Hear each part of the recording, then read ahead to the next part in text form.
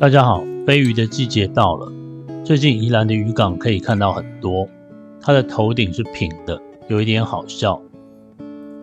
飞鱼的胸鳍可以展开来，像翅膀一样，逃命的时候可以短暂的飞出水面。靠近尾巴的地方还有一对小翅，尾巴的上下两节长度不同，飞的时候可以控制方向。今天飞鱼一半要做一夜干，所以要去除鱼鳞。这个飞鱼肉很扎实，取肉可以取很多，价格便宜，捕到一次就是一大群。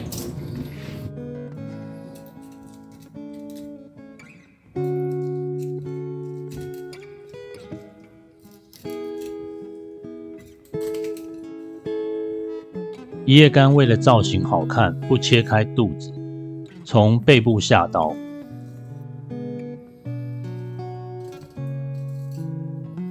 沿着鱼骨切，一直切到看到脊椎骨，像这样，转过来鱼头剖半，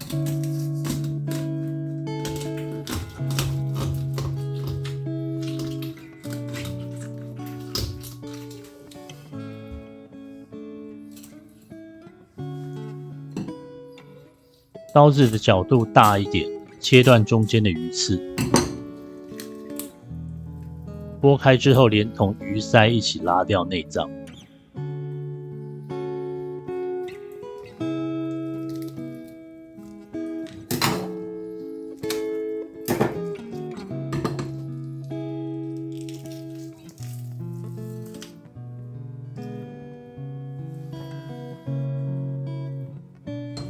脊椎下的血盒割开刷干净。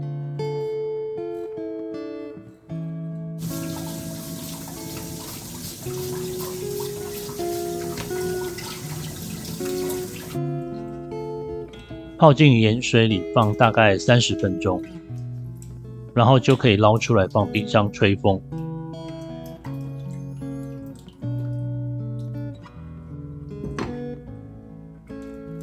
另外2尾做生鱼片，一样先做放血。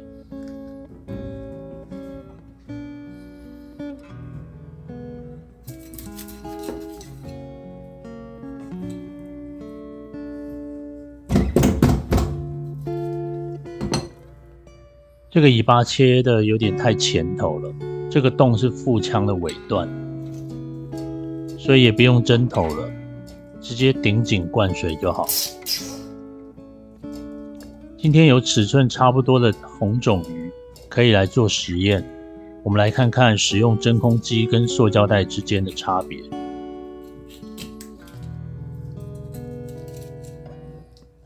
熟成的时候，为了降低氧化的损耗，所以要减少空气的接触。有的人用真空机，有的人用脱水膜，有的人用塑胶袋。3种做法呈现的效果不同，对于肉的弹性、口感会有一些差异。熟成的时间越长，差异越大。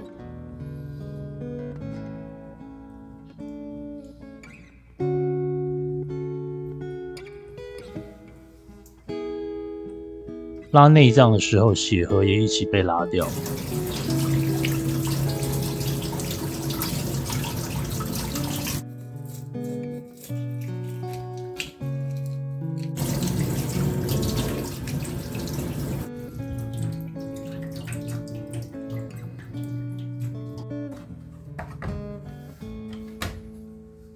2尾飞鱼就分为 A、B 组，先分别记录重量。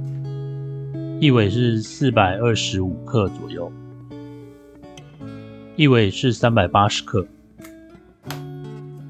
A 组用塑胶袋，然后用嘴吸出空气。B 组使用真空机，预计做3天的熟成，每天换一次纸巾，所以总共吸空气3遍。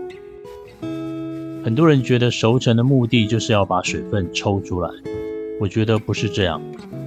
包纸巾是为了避免鱼肉泡在自体渗出的水里，然后袋子里面有一点点微量的空气，能够让熟成的效果更好。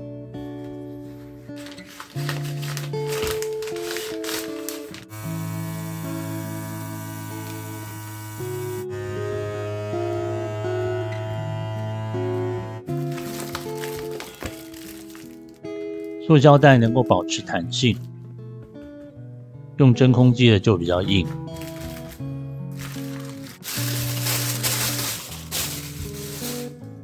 今天是熟成的第3天，打开准备吃了。称一下重量 ，A 组经过3天，现在是412克。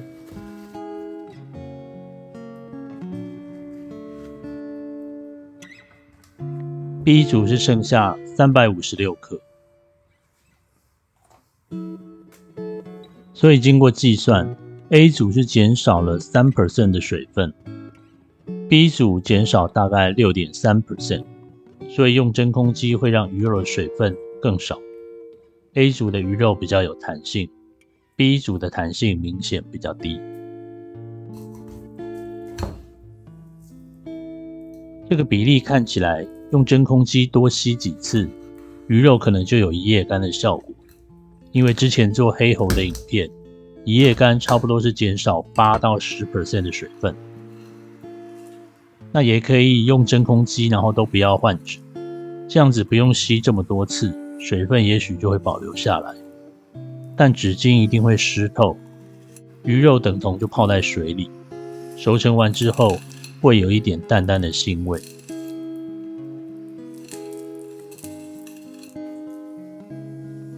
飞鱼肉水分不是特别多，差异比较小。如果是水分较多或肉质更软的鱼，降低更多水分，鱼肉吃起来会有点像麻糬，那不是我喜欢的口感，所以熟成的时候我选择用嘴吸。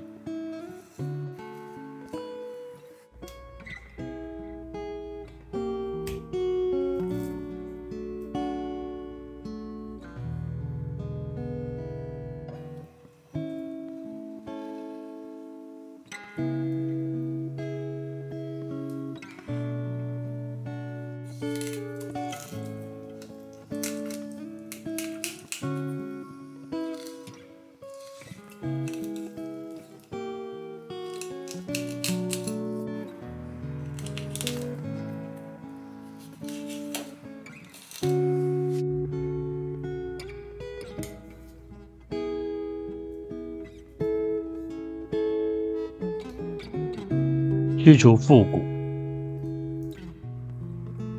飞鱼的下腹部有一节骨头，它连接着鱼鳍，要把它剪掉，刀子切不过去，硬硬的。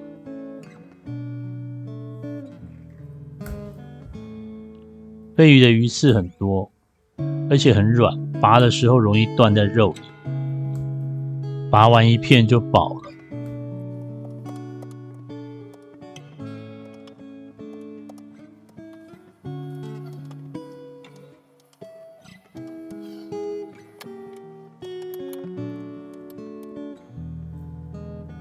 所以后来还是用切的把鱼刺除掉比较轻松。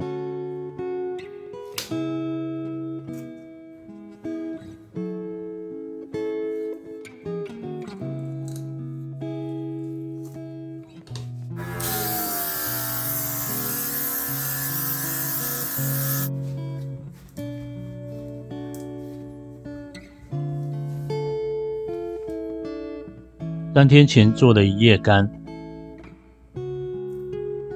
用铁签串起来烤比较漂亮，这样子不用接触烤网、烘焙纸、铁盘什么的。断铁签的诀窍就是铁签不能露在肉的外面。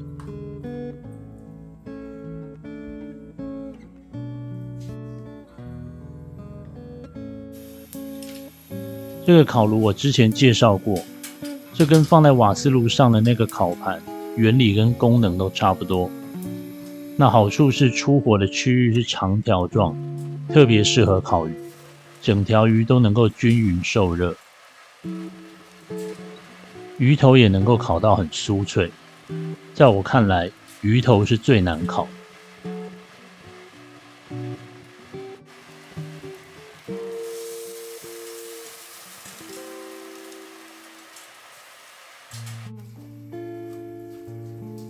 来切生鱼片，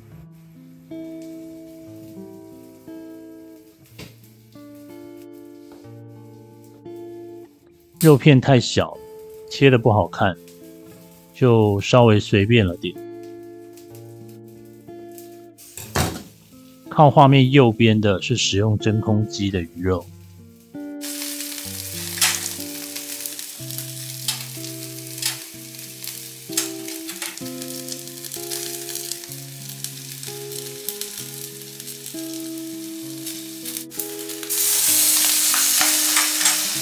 烤鱼也完成了，开吃。